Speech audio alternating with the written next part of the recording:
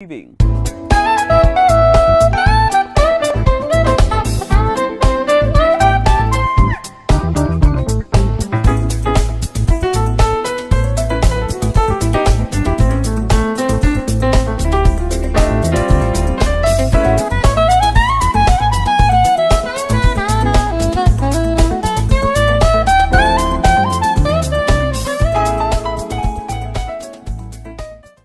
Welcome to Smiles Television Talk Show. I'm your host, Stephanie Anthony Miles, and thank you for tuning in to another broadcast. We have a delightful show for you today. I'm sitting with two icons from the radio industry. You don't want to miss this broadcast. I'll be talking with Mr. Bernie Hayes and Miss Denise Williams. Remember, Jesus Christ was born of a virgin. He was crucified and buried, and he rose on the third day. Confess with your mouth that Jesus is Lord. Believe in your heart that God has raised him from the dead, and thou shalt be saved. Stay tuned for more smiles. Are you looking for an insured and bonded residential or commercial contractor? On Time Contracting, owned by Ali McDowell, is just a phone call away. On Time Contracting operates with the utmost integrity and quantities to complete your project right on time. Residential or commercial, exterior or interior, roofing, siding, flooring, you name it. If you want your project completed for the price quoted and at the time quoted, contact On Time Contracting. Good, quality, professional work guaranteed to be completed on time. Call 618-567-3591. No project is too large or too small. On Time Contracting. Call On Time Contracting today.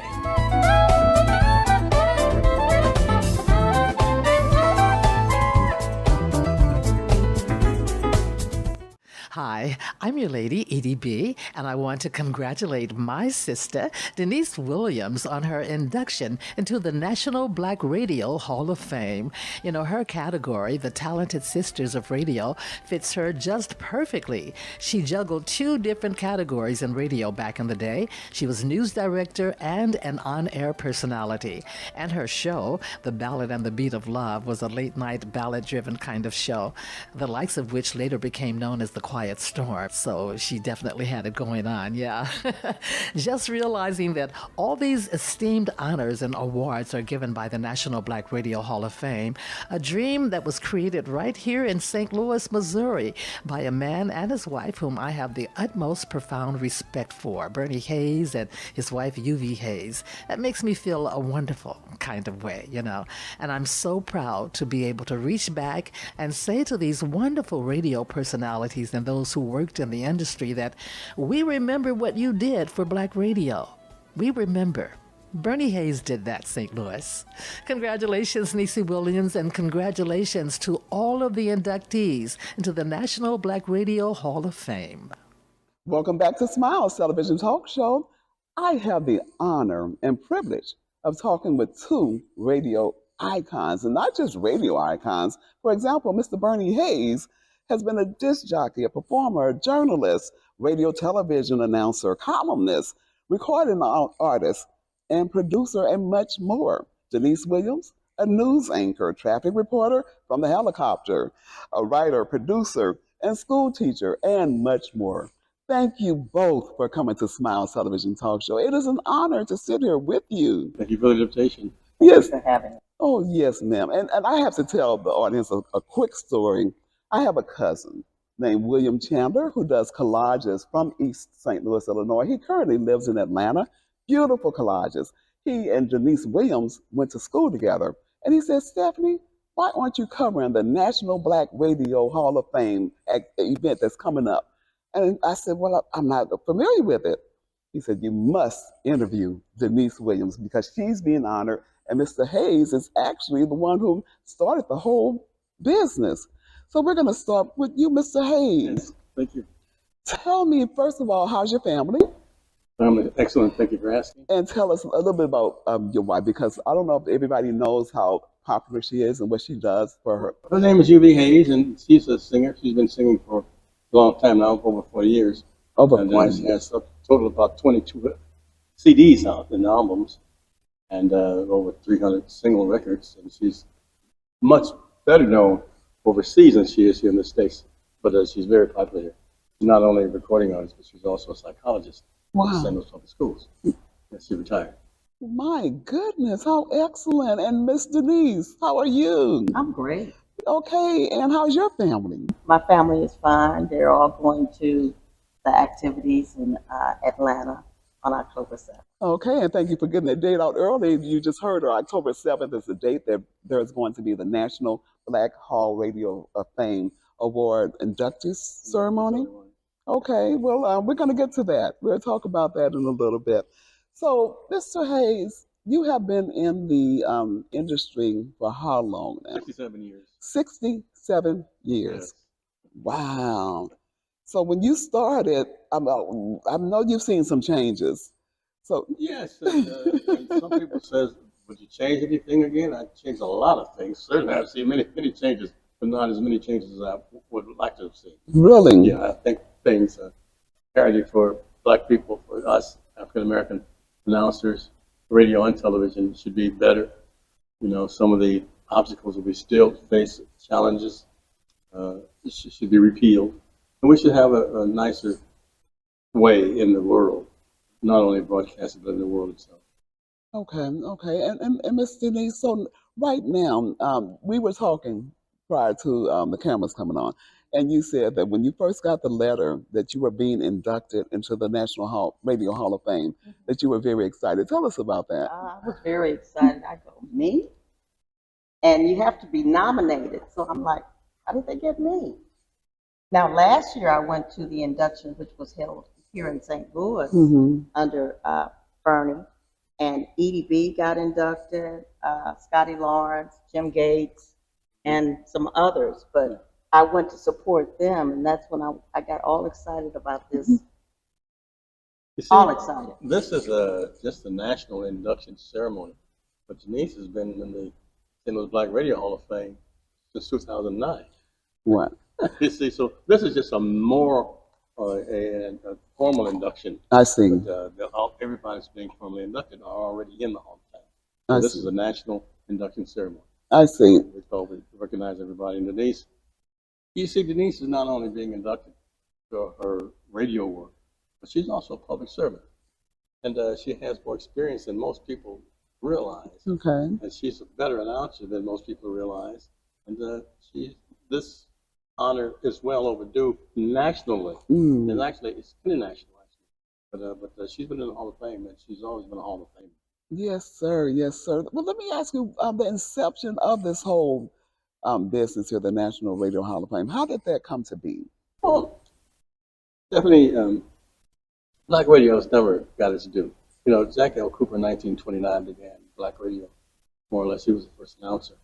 But we've always been treated like a stepchild. Mm-hmm. All the wonderful things, all the wonderful contributions we've done to the industry are not recognized. So I'm not saying they took us out of the book. They never put us in the book. Mm. You see, so we had to say what we've done, speak for ourselves, and write our own book and write our own story. And this is the premise of the National Black Radio Hall of Fame. Let people know what we did, and we're very proud of what we did, and it's what it is.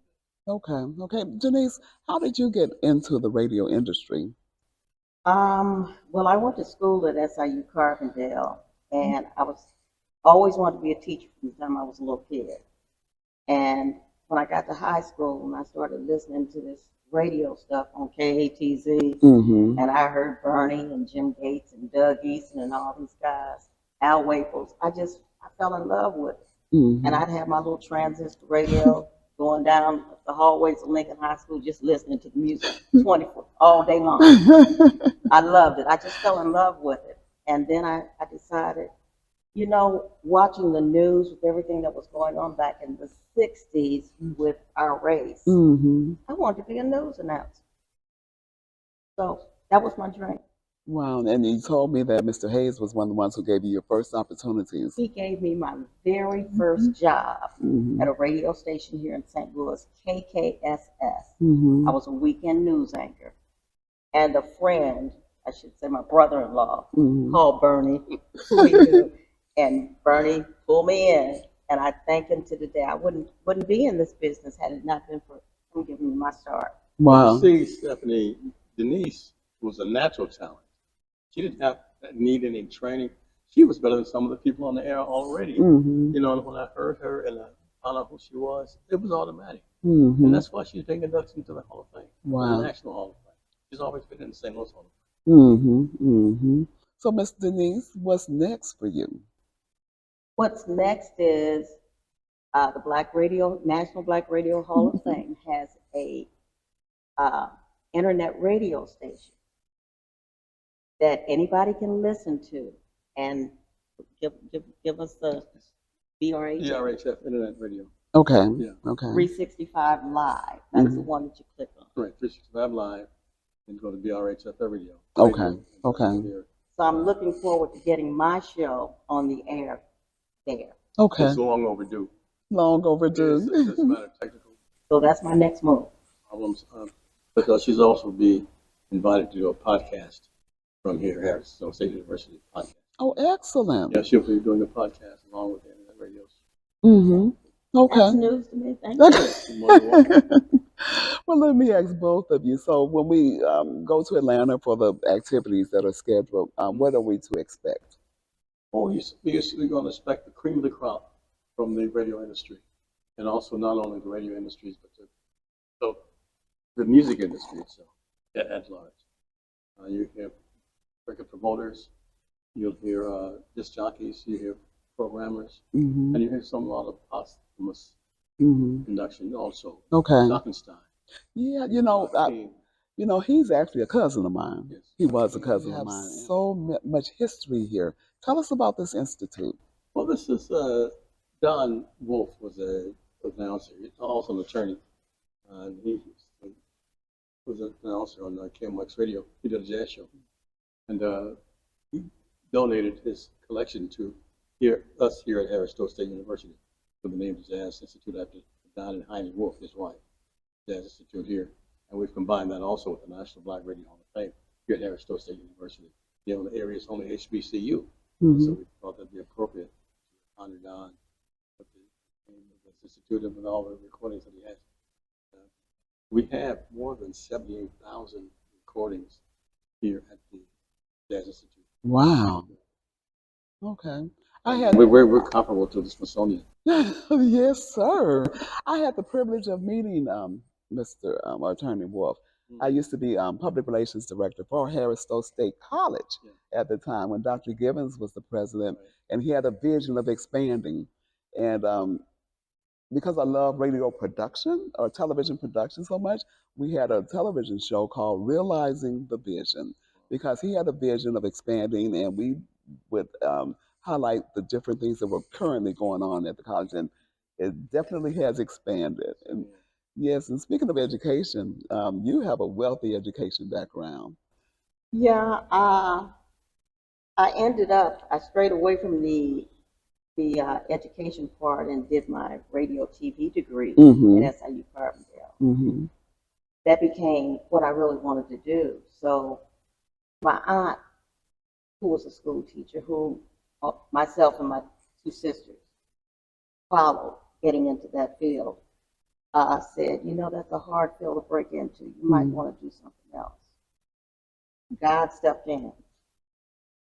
That year, SIU Carbondale put forth a 1-year program in elementary education. Mm-hmm. And I had to get special permission to take all the courses that I needed. I was taking up to 21 hours per quarter. It was quarters back then. And I had to go to the president to get that permission. They gave me the permission, 3 days all the way through. Really? Yes. Wow. And I got my degree in elementary education Mm-hmm. and in radio television at the same time in 1974. Mm. So it was an honor. Mm-hmm. And so I went on to, like I said, get my first job from Bernie, and also to start teaching school. And I ended up, when I was with East St. Louis School District 189, along with my brother-in-law, we wrote the radio TV program for School District 189. We talked about that. Didn't get credit for it, but that's okay. We know we did it. You did it. And it's still We know going. you did it. It's still going. We all know you did. Okay. One thing I'd like to introduce also, the picture, I guess, that comes to mind when you hear about a disc jockey. You think about somebody just went to a radio school or something and Mm-hmm. just wanted to spin records, and that's all they do.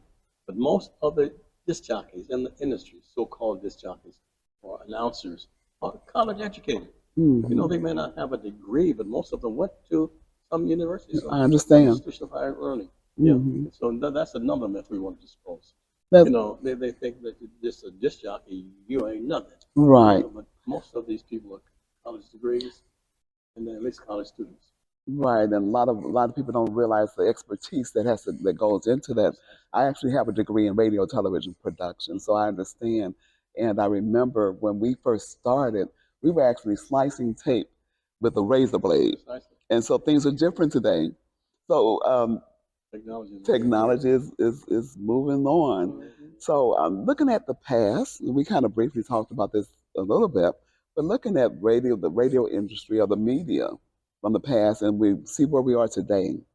What are your thoughts about that, and where do you think we're headed in terms of the whole communications medium?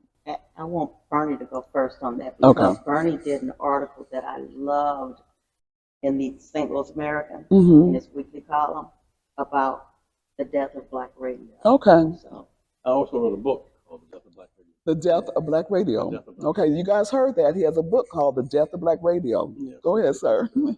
And but in 1982, when Ronald Reagan became president, and he was president, and he deregulated the Mm-hmm. radio industry, and those allowed the conglomerates to come in and buy up all of the frequencies, also to allow not only a person to have one or two radio stations in the same city, they can also buy other media. They can buy the newspapers. They can control everything that you listen to. So anything that you hear was something that someone allowed you to hear or see on TV. And that was terrible. And it just ruined the black radio industry because we had no money to buy these wonderful stations. Mm-hmm. See, they just locked us out. They had a thing called Nesbitt that at one time they wanted to fund African Americans to buy stations. But we were bought out. No way. So we can compete with millions and billions of dollars for corporations. I understand. Yeah. Go ahead, Denise. as far as black radio today, I think we're not getting, our voices aren't being heard, basically. I can remember there were some afternoon talk shows that used Mike Parr, I think it was, and some Tom Joyner and some others. Sure.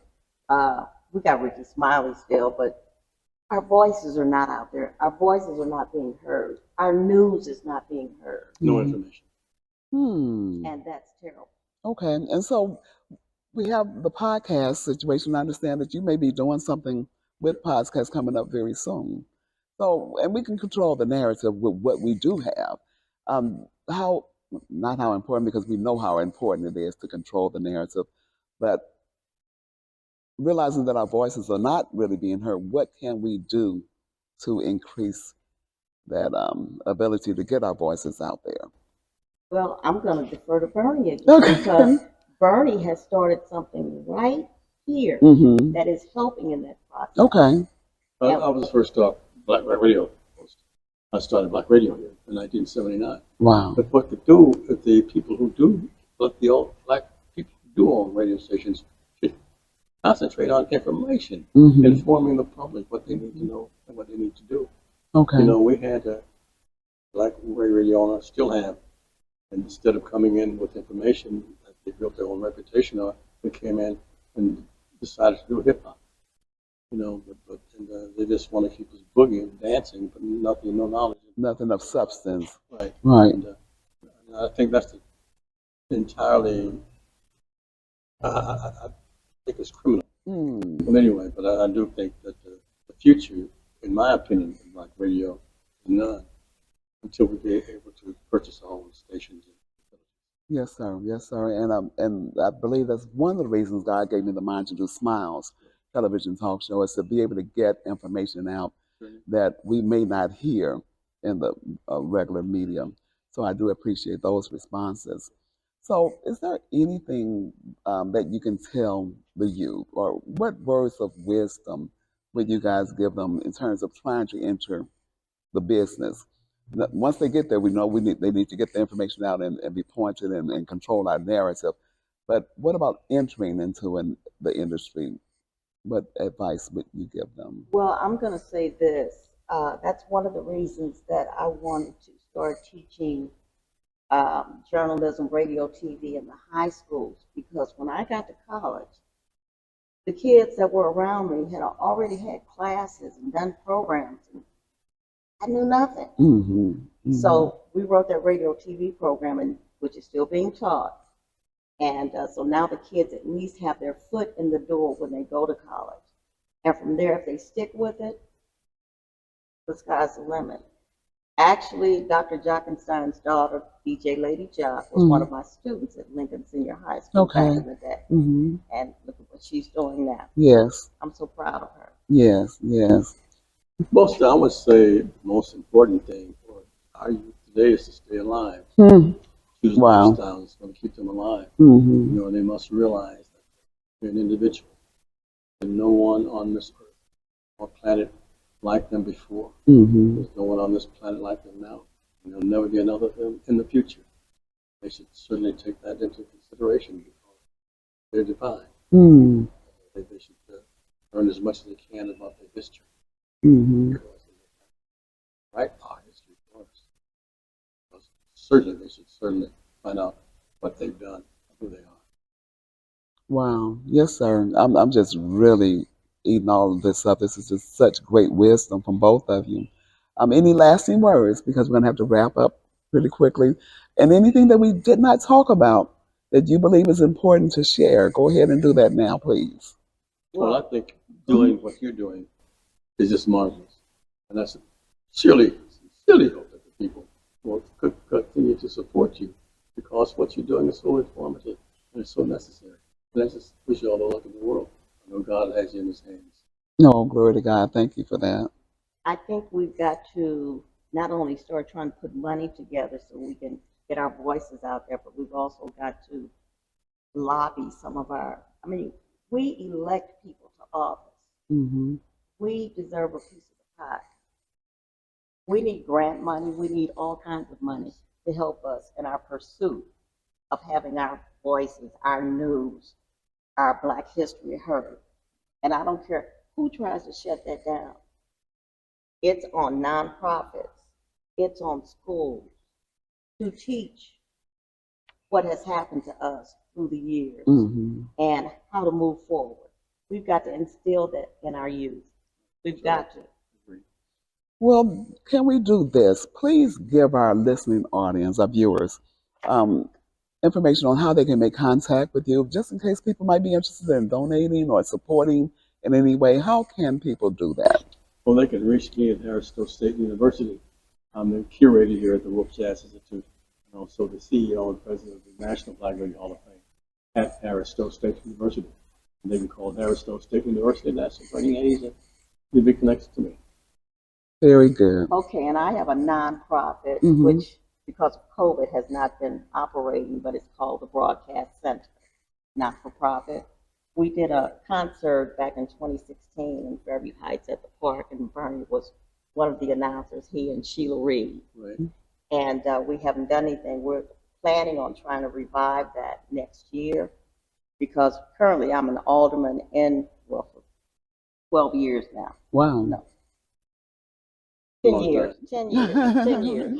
Long, you're right, just a long time. Yeah, and if I don't do it while I'm an alderman, I don't think it's going to happen. But I've got to get my nonprofit back up and running because I want to work with kids from small kids all the way up. That would be excellent. Yeah. Yeah. Use that bully pulpit. Got to use that bully pulpit. Oh yeah. Oh yeah. Oh yeah. It's important. We got to keep our youth going. I will never give up on young people. Okay. One more thing I do want to say. So, can you give us the names of the others who may also be inducted into the Hall of Fame? Well, other than Denise from St. Louis, Missouri here, there's posthumously named Jockenstein, Rod King, U.B. Hayes will be also inducted, and there'll be several others here. I just can't think of their names right now. Okay. But I do have a list. Okay. But 58 cities are being. Well, I guess you don't know all of those off the top. Yes, sir. 58 cities are involved. Precisely. But the national artists that are going to be there. Oh yeah, Ludacris and. Yeah, he mentioned those. He mentioned that. Ludacris and Hopefully Tom joined. Tom Joyner, right. Okay, well, I want to thank both of you for taking time to talk with Smiles Television Talk Show. And I want to thank you for tuning in to another broadcast. Don't forget, support the National Black Radio Hall of Fame. It's right here in the St. Louis, Missouri area, but we know this broadcast is going worldwide. Support the National Black Radio Hall of Fame. Thank you again. Thank you again for being with us. Thank you for being here. Remember, only what you do for Christ will last. And Jesus is the Lord. The Lord be magnified. Keep smiling. You look better when you smile. This is a history of black radio. It's called The Untold Story of Black Radio. We're now in the National Black Radio Hall of Fame, which is also located here on the campus of Harris Stowe State University. But this tells the story of blacks or African Americans or Negroes or colors in the radio industry. There's so much we've contributed to, and it's time that that story be told. That's why there's a National Black Radio Hall of Fame. We have 38 cities now, from California all the way to New York, from Florida up into Washington State. And so we're covering the nation with the information and knowledge of what's happening in black radio. But as we go around here, see some of the exhibits that will be displayed. And Denise Williams is also in the Black Radio Hall of Fame, and she knows a lot of these folks. This is KATZ from 1965. Robert B. Q, Doug Eason, Jerome Dixon, Buster Jones. That's Bernie Hayes next to James Brown and Chuck Cunningham.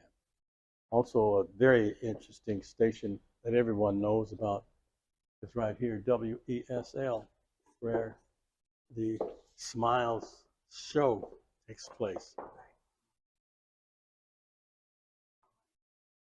This is a picture of Michael Jackson. Michael's about 9 years old here. This is in 1972. But I first brought him here when he was 6 years old, and we had him at London House East in East St. Louis, Illinois. They actually ran out of gas.